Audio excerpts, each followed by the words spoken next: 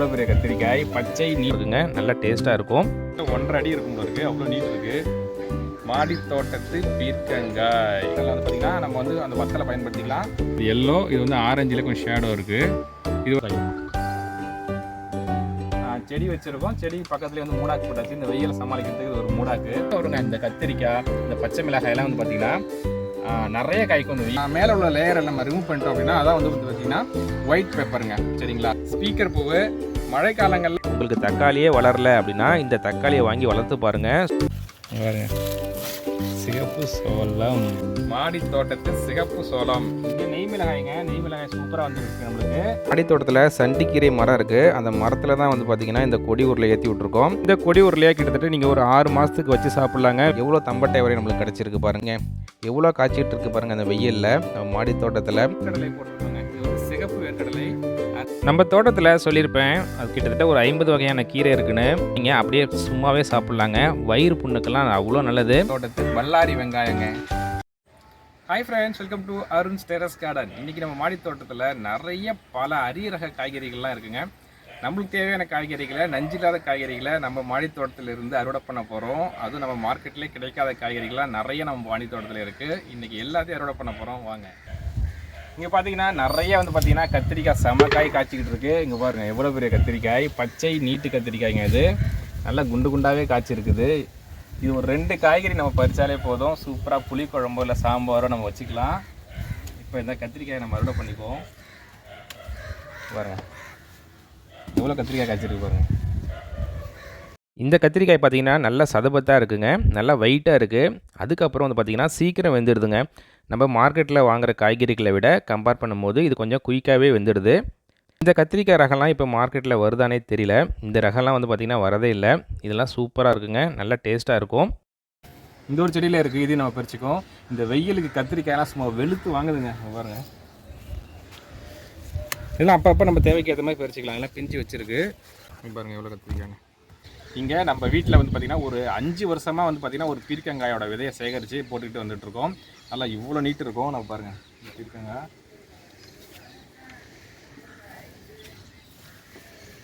எவ்வளோ நீட்டு இருக்குது பாருங்கள்.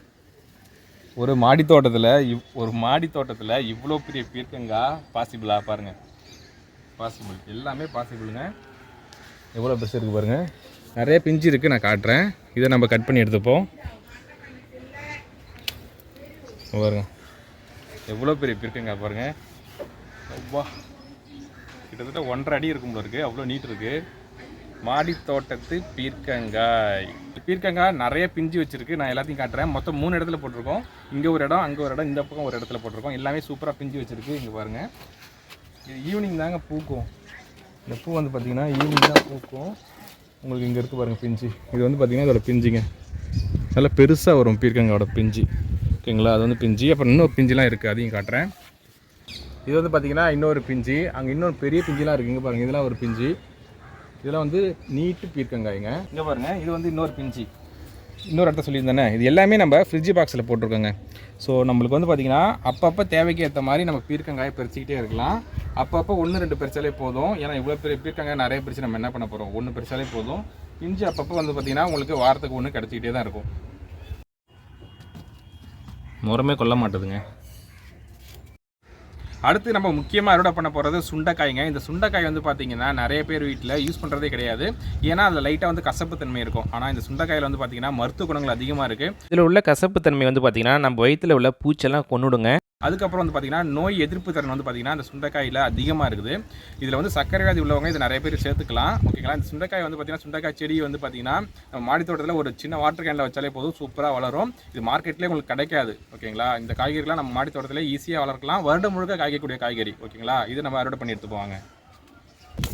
சுண்டைக்காய் இதில் வந்து பார்த்திங்கன்னா பால் சுண்டைக்காய்னு சொல்லுவாங்க. அதுக்கப்புறம் வந்து பார்த்திங்கன்னா காட்டு சுண்டைக்காய்னு சொல்லுவாங்க, நார்மல் சுண்டைக்காய்னு சொல்லுவாங்க. சில சுண்டைக்காய் வந்து கசக்காது, சில சுண்டைக்காய் கசப்பு அதிகமாக இருக்கும். இந்த சுண்டைக்காய் வந்து பார்த்திங்கன்னா நார்மலாக கசப்பில் இருக்கும். இது வந்து பார்த்திங்கன்னா கிடைக்கிறப்ப நீங்கள் புளிக்குழம்பு அதுக்கப்புறம் சாம்பார்லாம் வைக்கலாம். இது கிடைக்காதப்ப நான் வந்து பார்த்திங்கன்னா இது வத்தல் போட்டு வச்சுக்கலாங்க. வத்தல் போட்டு வச்சுக்கிட்டேன். இது கிடைக்காத சீசனில், அதாவது காய்க்காத சீசனில் வந்து பார்த்திங்கன்னா நம்ம வந்து அந்த வத்தலை பயன்படுத்திக்கலாம். இது நிறைய விதத்தில் நம்ம பயன்படுத்த முடியும் இந்த சுண்டைக்காயை. நம்ம வீட்டில் ஆல் டைம் ஃபேவரட் கோவக்காய்ங்க. இந்த கோவக்காய் வந்து பார்த்திங்கன்னா இப்போ சீசனில் கம்மியாக தான் காய்க்குது, ஏன்னா அந்த வெயில் வந்து தாங்கலை. இப்போ வந்து ஆனால் இருக்குது, ஆனால் நான் காயே இல்லை அப்படின்னு நினைப்பேன். ஆனால் அங்கேயும் இங்கேயும் காய் காய்ச்சிட்டு தான் இருக்குது. இங்கே பாருங்கள், இந்த கோவக்காய் செடி வந்து பார்த்திங்கன்னா வெயிலில் வந்து கொஞ்சம் சிறப்பாக வரலை, ஏன்னா கொஞ்சம் காஞ்சிடுது. புதுசாக வச்சாலும் துளுக்க மாட்டுது. மழையில் தான் வந்து பார்த்திங்கன்னா இது நல்லா வளருது. இதை கட்டிங்ஸ் மூலியம் மட்டும்தான் வளர்க்க முடியும். விதை போட்டு நம்ம வளர்த்தோம் அப்படின்னா அந்த காய் வந்து கசக்குது. அது இல்லாமல் ஒரு வருடம் ஆகுது அது வளர்ந்து காய்க்க. கோவக்காயை கட்டிங்ஸ் மூலம் வளர்ப்பது தாங்க சிறந்தது. இங்கே பாருங்கள், சூப்பராக வந்து எல்லோ காஸ்மோஸ் இருக்குது, அருமையாக பூத்துக்கிட்டு இருக்குங்க. இங்கே பாருங்கள் எவ்வளோ சூப்பராக இருக்குது. இது எல்லோ, இது வந்து ஆரஞ்சில் கொஞ்சம் ஷேடோ இருக்குது. இது வந்து சிங்கிள்ங்க, அதுலேயே வந்து அடுக்கு இருக்குது.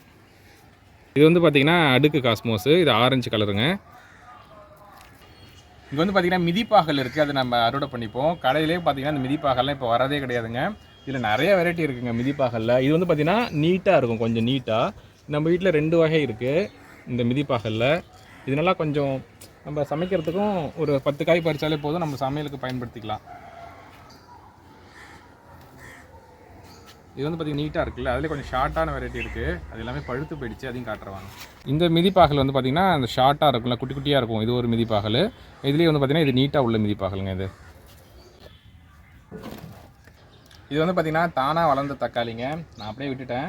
அது எவ்வளோ சூப்பராக எவ்வளோ காய் காய்ச்சிட்டு இருக்கு பாருங்கள். இது வந்து விதையும் போடலை, அதாவது நம்ம கிச்சன் வேஸ்ட்டில் உள்ள விதையிலேருந்து விழுந்து முளைச்சிருக்கு, அது சூப்பராக காய்ச்சிட்ருக்கு.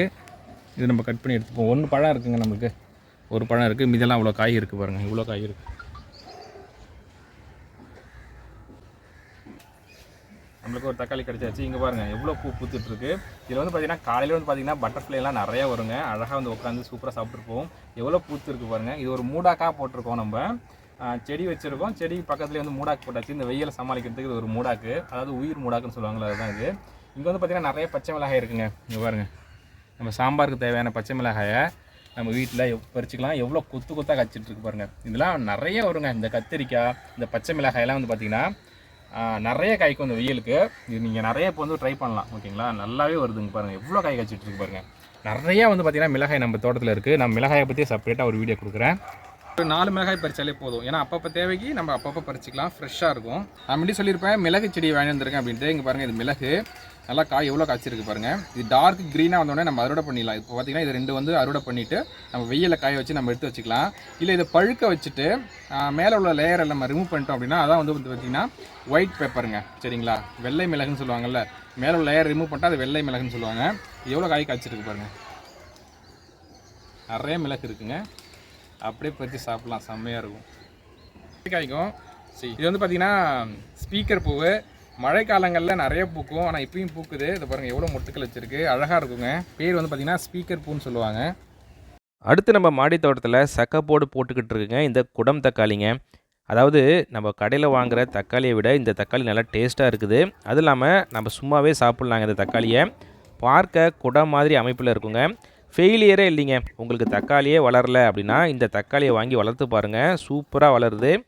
இப்போ நம்மளுக்கு தேவையான கொஞ்சம் தக்காளி அறுவடை பண்ணிட்டோம், இன்னும் செடியில் கூட தக்காளி இருக்குது. இந்த பக்கம் வந்து பார்த்திங்கன்னா நாட்டு தக்காளி காய்ச்சிக்கிட்டு இருக்குது, நிறைய காய் இருக்குது. இதில் ஒன்று வந்து பார்த்திங்கன்னா பழுக்கிற ஸ்டேஜில் வந்துருச்சு, இதையும் நம்ம பறித்து எடுத்துப்போம். இந்த தக்காளி பார்த்திங்கன்னா கொடி மாரி வளருங்க. இங்கே பாருங்கள், கிட்டத்தட்ட ஒரு 9 அடி உயரத்துக்கு வளர்ந்துருக்கு பாருங்கள். இங்கேயும் காய் வச்சுருக்கு பாருங்கள். இதோட சிறப்பு வந்து பார்த்திங்கன்னா நல்லா கொடி மாரி வளரும். இது குடம் தக்காளி. இந்த குடம் தக்காளியில் சிகப்பு இருக்குது, மஞ்சள் இருக்குது. இது வந்து பார்த்திங்கன்னா சிகப்பு, மஞ்சள் நமக்கு ரீசெண்டாக கிடச்சிருக்கு. அதையும் அடுத்த வாட்டி நம்ம போட்டு சூப்பராக அறுவடை பண்ணுவோம் வாங்க. அடுத்து வந்து பார்த்திங்கன்னா சிகப்பு சோளம். போன வாட்டி வந்து பார்த்திங்கன்னா 2 சோளம் நம்ம அறுவடை பண்ணிட்டோம். இப்போ இன்னொரு சோளம் வந்து பார்த்திங்கன்னா விதைக்காக விட்டுருந்தோம், அது வந்து பார்த்திங்கன்னா சூப்பராக விதை முத்திடுச்சு. இப்போ அதையும் நம்ம அறுவடை பண்ணி எடுத்துப்போம். இங்கே தான் இருக்குது பாருங்கள் சிகப்பு சோளம். இதை நம்ம உரிச்சு காட்டுறோம் பாருங்கள்.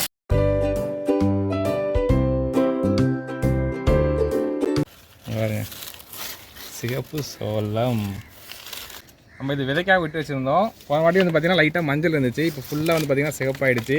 இப்போ இந்த சிகப்பு சோளத்தை உடச்சி எடுத்துப்போம்.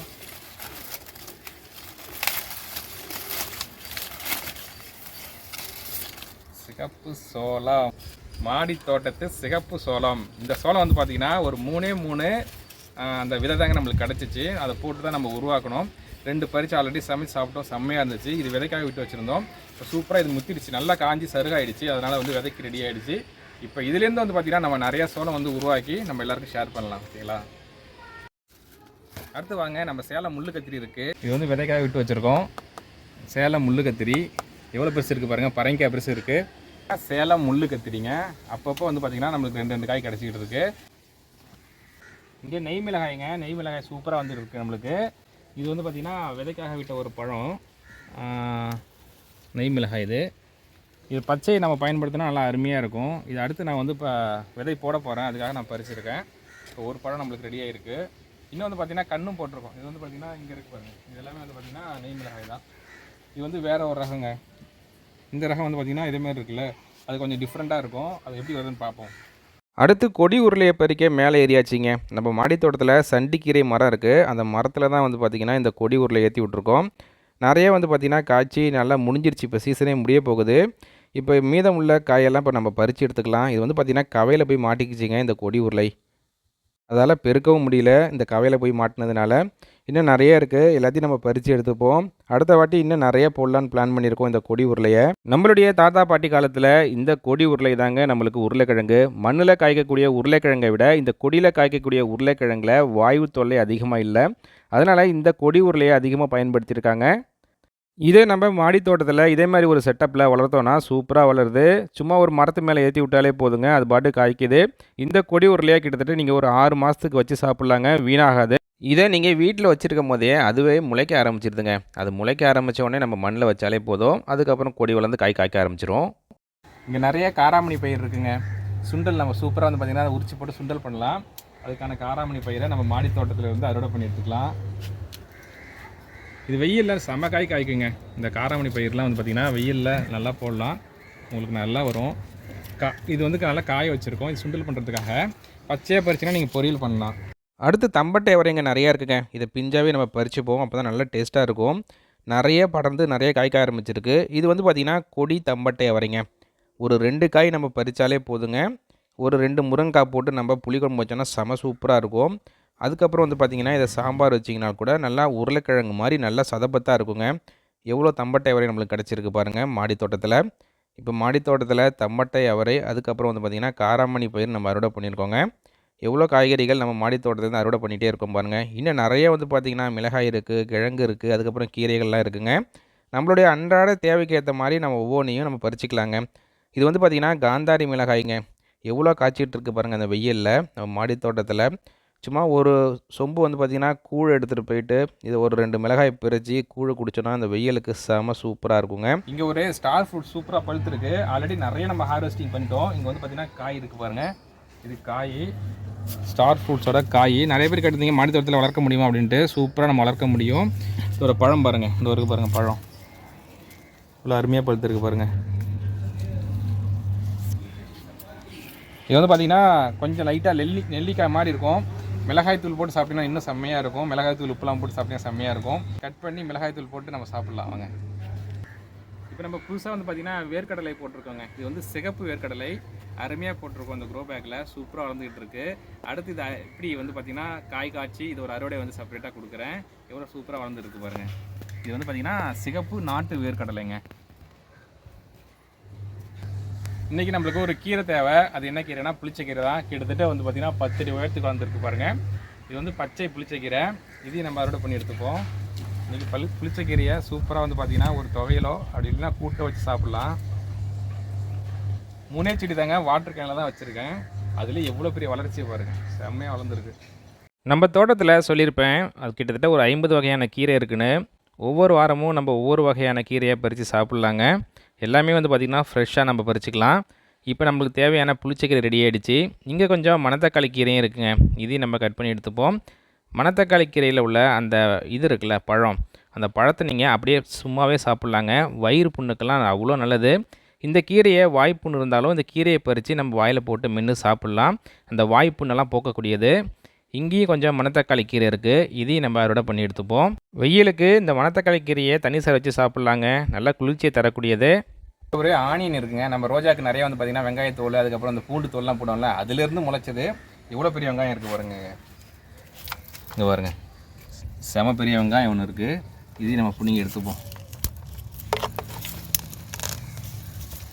பல்லாரி வெங்காயம், மாடி தோட்டத்து பல்லாரி வெங்காயங்க.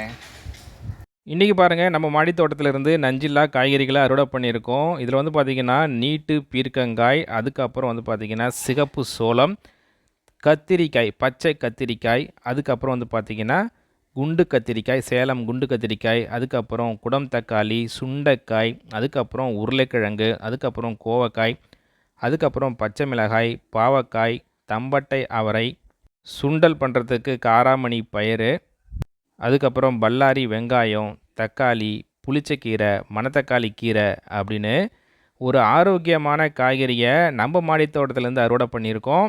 இது வரைக்கும் நம்ம சேனலை சப்ஸ்கிரைப் பண்ணலைன்னா சப்ஸ்கிரைப் பண்ணுங்கள்.